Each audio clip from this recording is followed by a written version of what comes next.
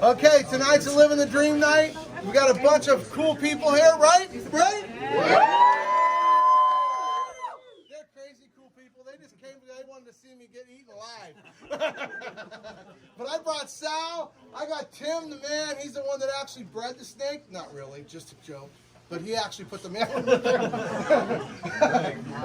And then we got Mike Hucker. He's got a name Hucker because he gets on a bike and hucks over and flies in the air for how many feet? Long time. But he used to be normal, but he hit his head too many times.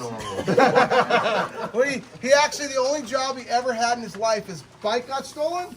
Bike got stolen. He had to work for a little while. Ever since then, he's been back living the dream, riding bikes.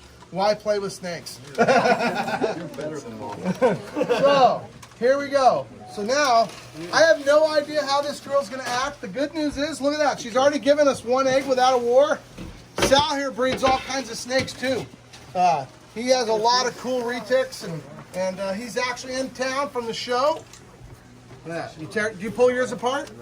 Yeah, I'll put them apart and just kind of stack them in there. So we're going to stack them in. I'm going to send Sal home with an egg to hatch for me. Here you go. Ooh, there you go.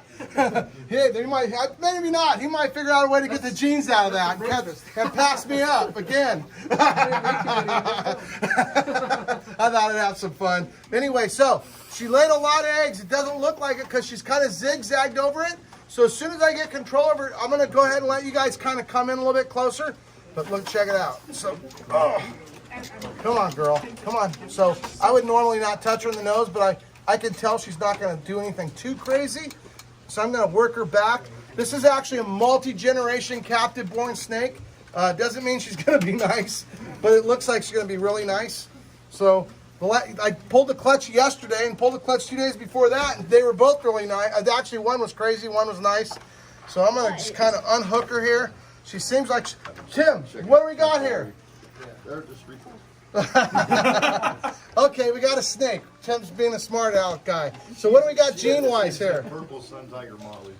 Right, she's a purple sun tiger motley, but what'd you breed to her? A Machino sun motley golden titanium. A what? But she's not. Doesn't matter now. We have titanium. There you go. We're progressing our titanium project.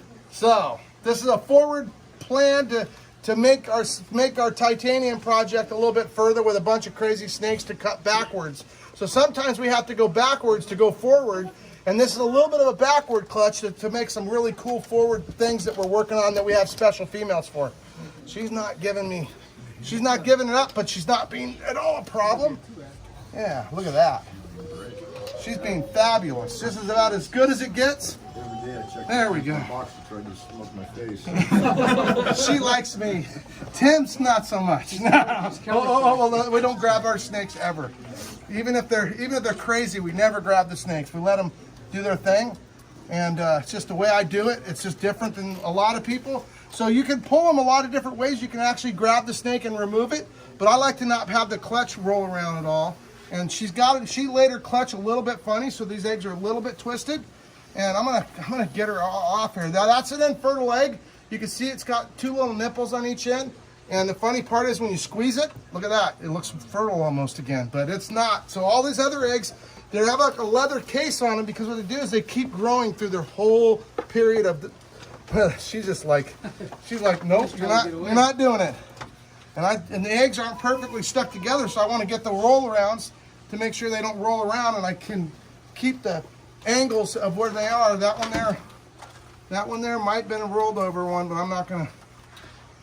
There we go. Come on, girl. You want to bite him? Tim said he kept striking at her. She kept striking at him when she was poking at him. She's looking for the. Come on, girl. There's two eggs. Grab that egg right there. So the last thing I want to do is get these eggs to change their rotation. Why don't you want them to roll? Because if the snake's eggs roll, they die. Because especially this clutch has been here all day. So all the eggs, what ends up happening is the embryo floats to the surface. And after that, it becomes attached up there. And so if you roll the eggs around, they literally get crushed by their own weight. And we don't want that to happen, obviously. And that's why they glued together to some degree. This particular clutch is not super glued together. I would take her off, but because they're not perfectly glued together, I got to be a little careful. So there's a bad egg right there. So we'll take that off. But we're getting close to the bottom. How many eggs we got here, Tim? It's quiet in here. 35. Okay. You want to pop that open for me? Mike's got me. Grab that egg right there. That one egg right there. There you go. So the eggs are slightly attached, but not as attached as normal. There we go. There we go. How many eggs we got? 35? I'm gonna say 39.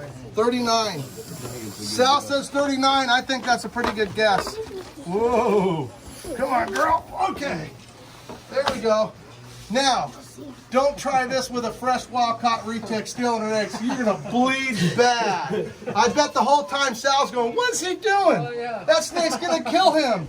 But I could tell that she was in a relaxed mode, and I was going to roll with the relaxed mode. So he was going to help out and grab her a little bit, but I just knew that she was going to stay calm, and I wanted her to stay calm. Oh, I don't have my knife with me. I was going to show you guys what's inside of one of these, but I'm going to borrow a knife. Check this out. So this is an infertile egg, and what's inside of it now, I'm still trying to figure this out, but I figured out that if you look on an infertile egg, they got this like crust on the outside. I'm starting to think that that little tiny thin crust that glues them all together is actually the same material as they make the yolk out of, because it sticks together. And the funny part is when it dries, it's still breathable. But when you take this stuff out and you actually cut it open, the inside is like the most gluey stuff you've ever seen. Like, he's probably gonna have to throw his knife away after that. But that right there is like, if I leave it right there to dry, I guarantee you the countertop will have a rip from me tearing it off. I mean, a hammer and chisel type of rip. It's really crazy stuff.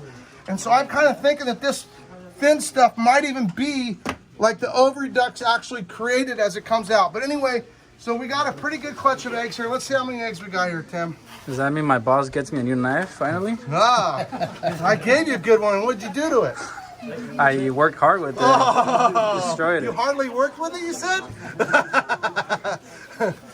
Edward. So, 39 eggs, you guessed? 39.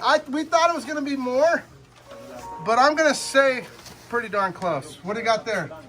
20, 22, 24, 26, 28, 30, 32, 34, 36, 38, 42. I'm glad he was wrong. But he was, anyway, living the dream, guys. I want everybody to go ahead and come up here and you can actually fill the eggs before I put them in the incubator. They're going to go in the incubator for 84 days, approximately at 90 degrees. Normally the mother would stay with the eggs till they hatch, but you know what? The mom would not eat the whole time. It's a lot more stress. The whole time she'd be in the defense mode to attack. You can take that, actually that egg I'm going to keep just in case, because that egg has a possibility. Not a great possibility, but it has a possibility. So she would normally not eat the entire time, and she'd be really aggressively protecting her eggs. So I don't want my snakes to have to stress out over it, and they should have a very poor success rate at her eggs surviving. But when we put these in a commercial, custom-made incubator, and what you end up with is a lot higher success rate, and there's not going to be bugs. One egg goes bad, we could actually dispose of it instead of being all glued together and then ruining all the eggs and dying. So we want a high success rate, because you know what? There's no sense for her to go through the whole process and not be successful. So you guys want to go ahead and just rotate by and I'll check it out. Everybody out there on the internet, keep living your dream. This is what I love to do. I've been doing it my whole life. Whatever you like to do, find a way to do it, and you'll never have to work a day. Peace out, guys.